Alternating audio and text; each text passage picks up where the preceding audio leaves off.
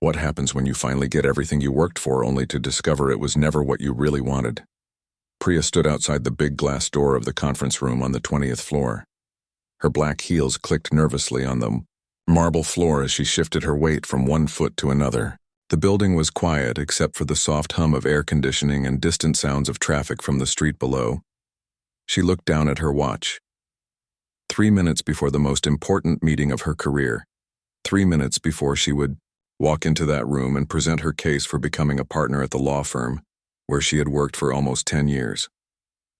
Her reflection stared back at her from the polished glass. A woman in an expensive navy blue suit, hair pulled back in a perfect bun, carrying a leather briefcase that cost more than most people made in a month. She looked successful. She looked like she belonged here. But inside, something felt wrong. Priya had been preparing for this moment since she was 22 years old, fresh out of law school with big dreams and even bigger student loans.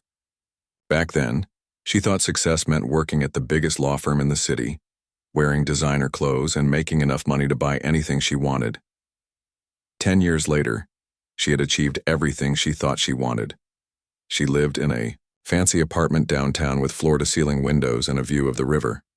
Her closet was full of expensive suits and shoes. Her bank account was healthy. On paper, her life looked perfect. But as she stood there, hand reaching slowly toward the door handle, Priya felt like she was about to walk into another performance. Another carefully planned show where she would say all the right things, smile at all the right moments, and pretend to care about things that didn't really matter to her. The truth was, she hadn't felt genuinely excited about her work in years. Every morning she would wake up, put on her professional mask, and go through the motions. She would review contracts for big corporations, help wealthy clients avoid paying taxes, and bill hours for work that felt meaningless. At night, she would come home exhausted, not from the work itself, but from pretending to be someone she wasn't. She would order expensive takeout, watch mindless television, and go to bed early so she could do it all again the next day. Her family was proud of her, of course. Her parents, who had immigrated from India with nothing but hope and determination, saw their daughter as living proof that the American dream was real. They would brag to their friends about their successful lawyer daughter who worked for a prestigious firm and made good money. But lately, Priya had started to wonder if she was living their dream, not her own. She remembered being a little girl, sitting in her father's small grocery store after school, watching him help customers and be part of the community. She remembered feeling proud that her dad knew everyone's name and genuinely cared about helping them. When had she stopped caring about helping people? When had success become about money and status instead of making a difference? The conference room door felt cold under her fingertips. Through the glass, she could see 5 senior partners sitting around a large wooden table, reviewing papers and checking their phones. These were the people who would decide her future at the firm. These were the people she had been trying to impress for a decade. Mr. Johnson, the managing partner, looked up and saw her through the glass. He smiled and waved her in. It was time. But as Priya's hand touched the door handle, something unexpected happened. Instead of the usual nervousness she felt before big meetings, she felt something else entirely: clarity. For the first time in years, she could see her life clearly. She thought about the pro bono case she had been working on in secret, helping a family avoid eviction from their apartment. She thought about how alive she felt when she was actually helping people instead of helping corporations make more money. She thought about the volunteer work she did at the legal aid clinic on weekends, the work that made her feel like the lawyer she had originally wanted to become. Standing there with her hand on that door, Priya realized she had been living someone else's version of success. She had been so busy climbing the ladder that she forgot to ask herself if it was leaning against the right wall. The woman reflected in the glass looked successful, but she felt empty. The expensive suit felt like a costume. The perfect hairstyle felt like a disguise. The leather briefcase felt like a prop in a play she no longer wanted to perform in. For 10 years, she had been carefully building a life that looked impressive from the outside but felt hollow on the inside. She had been so focused on meeting everyone else's expectations that she had forgotten what her own dreams looked like. But in that moment, with her hand on the door handle, something began to shift inside her. Maybe it was time to stop performing and start living. Maybe it was time to stop hiding behind the person she thought she should be and start being the person she actually was. The partners were waiting. Her future was waiting. But for the first time in years, Priya wasn't sure she wanted the future everyone expected her to want. Priya pushed the heavy glass door open and stepped into the conference room. The 5 senior partners looked up from their papers as she entered. The room smelled like expensive leather and fresh coffee. Sunlight streamed through the large windows, casting long shadows across the polished wooden table. "Good morning, Priya," said Mr. Johnson, the managing partner. His gray hair was perfectly styled, and his suit probably cost more than most people's cars. "Please have a seat." She walked to the empty chair at the end of the table, her heels making soft sounds on the thick carpet. This was it, the moment she had been preparing for. She set her briefcase down and opened it, pulling out the presentation she had rehearsed dozens of times. But as she looked around the table at the 5 faces staring back at her, something strange happened. The words she had memorized, the careful speech about her billable hours and client achievements, suddenly felt like they belonged to someone else. "So, Priya," said Mrs. Chen, one of the senior partners, "tell us why you think you're ready for partnership." Priya opened her mouth to begin her prepared presentation. She was supposed to talk about the millions of dollars she had brought to the firm. She was supposed to mention the big corporate clients she had helped. She was supposed to sound impressive and business-focused. Instead, she heard herself saying something completely different. "I think I need to be honest with you all," she began, her voice steadier than she expected. "For the past few years, I've been going through the motions. I've been doing good work, yes, but I haven't been passionate about it." The partners exchanged glances. This wasn't what they expected to hear. "What I really care about," Priya continued, "is the pro bono work I've been doing. The family I helped avoid eviction last month. The small business owner I assisted with immigration papers. The elderly man I helped get his pension benefits. That's when I feel like I'm actually practicing law, not just pushing papers around." Mr. Johnson leaned back in his chair, his eyebrows raised. "That's interesting, Priya. But pro bono work doesn't pay the bills." "I know that," she replied. "But what if we could do more of it? What if this firm could be known for something more than just making money? What if we could actually help people while still running a profitable business?" The room fell silent. Mrs. Chen tapped her pen against her notepad. Mr. Rodriguez, another partner, cleared his throat uncomfortably. These weren't the words of someone climbing the corporate ladder. These were the words of someone questioning the entire system. For 10 years, Priya had sat in rooms like this nodding along, saying what she thought people wanted to hear. She had built her reputation on being reliable, predictable, safe. But sitting there in that moment, she realized she didn't want to be safe anymore. "I understand this might not be what you want to hear," she said, looking each partner in the eye. "But I can't keep pretending that billing the most hours makes me a better lawyer. I want to use my skills to make a real difference." The meeting continued for another 20 minutes, but Priya could tell she had surprised everyone, including herself. She had stripped away the carefully constructed professional persona she had worn for so long. She had shown them who she really was beneath all the expensive suits and practiced smiles. When she left the conference room, she felt lighter than she had in years. She didn't know if she would get the partnership, but for the first time, she wasn't sure she wanted it anymore. 3 weeks later, Priya sat in her office staring at the email on her computer screen. The partnership committee had made their decision. She had been passed over. The position had gone to David Kim, a colleague, who specialized in corporate mergers and had never shown any interest in helping anyone who couldn't pay premium legal fees. Her first instinct was disappointment. 10 years of work, of sacrifice, of playing by their rules, and it hadn't been enough. She had expected this outcome after her honest conversation in the conference room, but it still stung.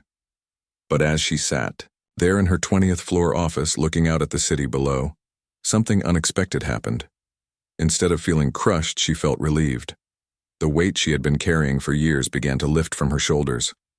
Her phone buzzed with text messages from colleagues offering sympathy.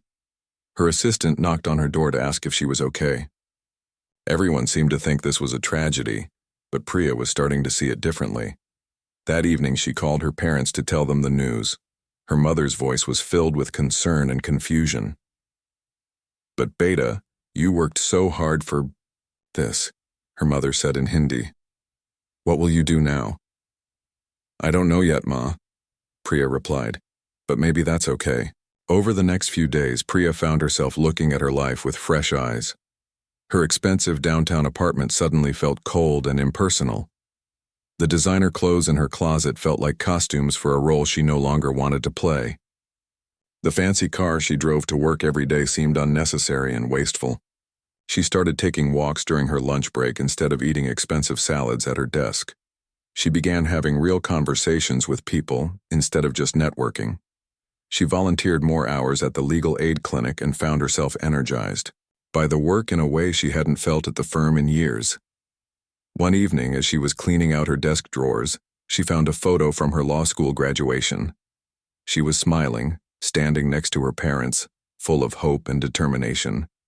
She remembered that young woman who had wanted to change the world, who had believed law could be a tool for justice. Somewhere along the way, that idealistic young lawyer had gotten lost. Priya had spent so much time trying to fit in, trying to be successful in the way others defined success, that she had forgotten what had drawn her to law in the first place. She started having lunch with old friends she had neglected while climbing the corporate ladder. She reconnected with classmates from law school who had chosen different paths. Some worked for nonprofit organizations.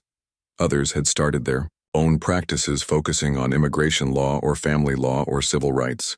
They weren't making as much money as she was, but they seemed genuinely happy with their work. They talked about their cases with passion, not just as billable hours, but as opportunities to help real people solve real problems. Priya realized she had been living someone else's definition of success for so long that she had forgotten what her own dreams looked like. She had been so focused on external validation that she had ignored her internal compass. The partnership rejection had forced her to confront a truth she had been avoiding. She had been successful according to everyone else's standards, but she had failed according to her own. She had climbed the ladder only to discover it was leaning against the wrong building. 6 months had passed since Priya left the big law firm. The decision hadn't been easy, but after the partnership rejection, she realized she couldn't keep pretending to be someone she wasn't. Her colleagues thought she was crazy for walking away from her 6-figure salary, but Priya felt more alive than she had in years. She was sitting in a small coffee shop on the other side of town, far from the glass towers where she used to work. The place smelled like fresh bread and had mismatched chairs and tables that had seen better days. But it felt real in a way her old office never did. Across from her sat Mrs. Rodriguez, an elderly woman whose grandson had been facing deportation. Priya had taken her case for free, working nights and weekends to prepare the paperwork that might keep this family together. "Mija, I don't know how to thank you," Mrs. Rodriguez said, tears in her eyes as she held the approval letter they had just received. "My grandson can stay. He can finish school here. You saved our family." Priya smiled, feeling a warmth in her chest that no corporate bonus had ever given her. This was why she became a lawyer. Not to help rich companies get richer, but to help real people solve real problems. After Mrs. Rodriguez left, Priya stayed in the coffee shop working on her laptop. She had rented a small office space in this neighborhood 3 months ago. It wasn't fancy, but the rent was affordable, and she was slowly building a practice focused on immigration law and helping families like Mrs. Rodriguez. Her parents had been worried at first. They couldn't understand why their daughter would leave such a prestigious job. Her father kept asking when she would go back to real law, as if helping working families wasn't real enough. But last week, something had changed. Her mother called to tell her that she had been bragging to the ladies at Temple about how Priya was helping immigrants, just like someone had helped their family when they first came to America 30 years ago. "I'm proud of you, Beta," her mother had said quietly over the phone. "You're doing what matters." The money was tight, much tighter than it had been when she was pulling down a corporate salary. Priya had sold her expensive car and bought a reliable used one instead. She moved out of her fancy downtown apartment and found a smaller place in this diverse neighborhood where her clients lived.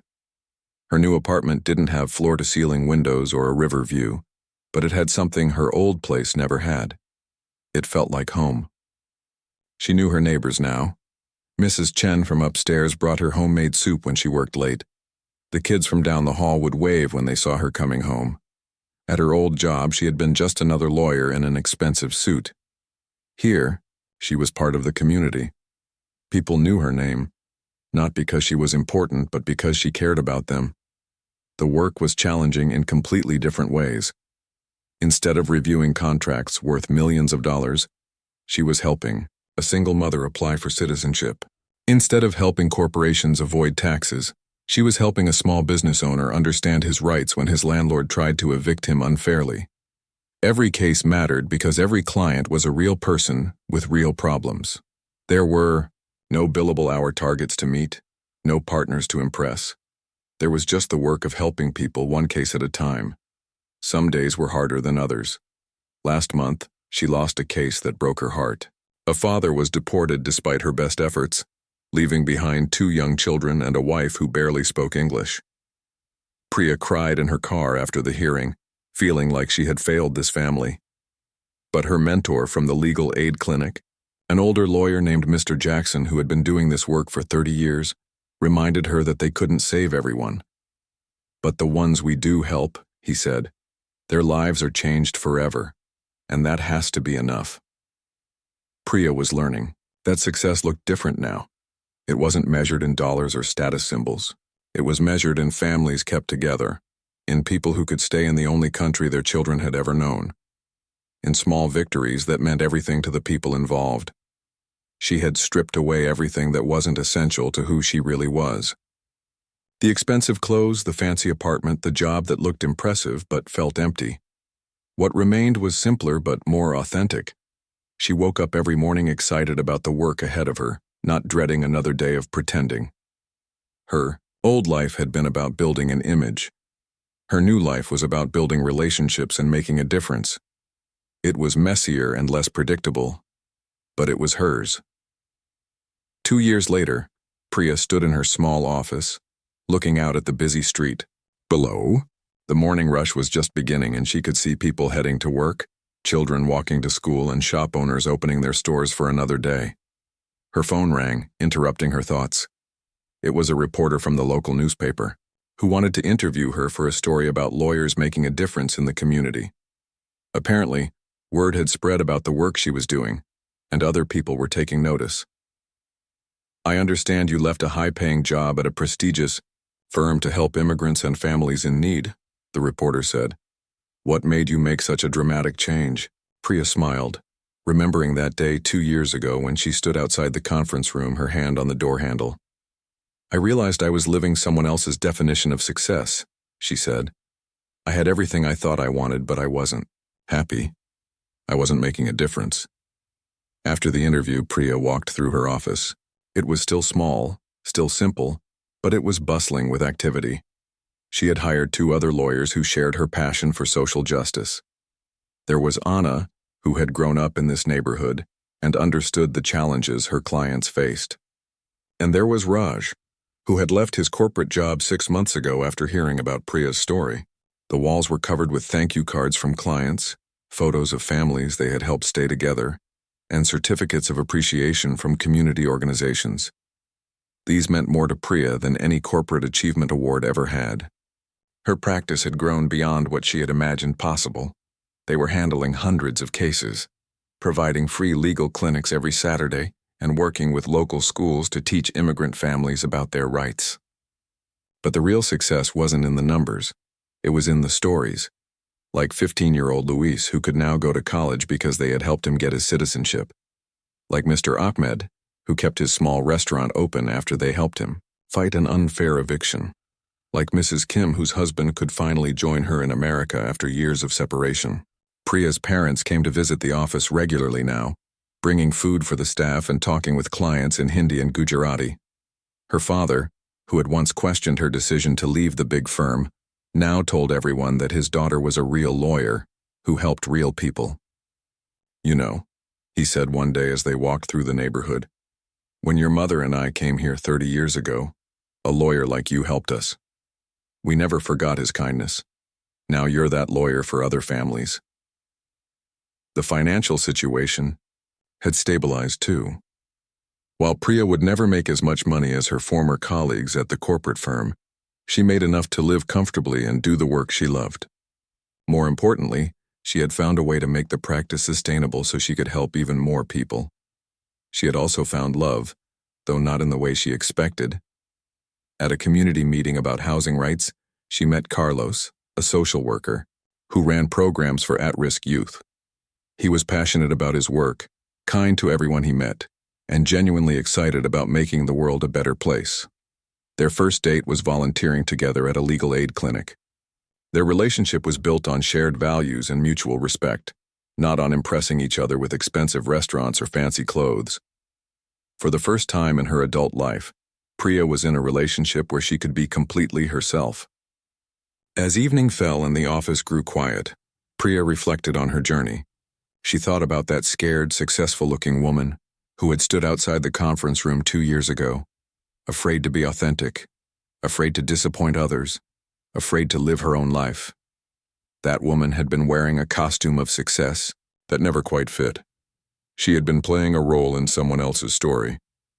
But when she touched that door handle and walked into that meeting, she had begun the process of shedding everything that wasn't really her. She had stripped away the need for approval, the fear of financial insecurity, the addiction to status symbols. What remained was something much more valuable, a life lived with purpose, relationships built on authenticity, and work that made a real difference in the world. Priya locked up the office and walked to her car, the same reliable used car she had bought 2 years ago. Tomorrow would bring new clients, new challenges, new opportunities to help. She couldn't wait.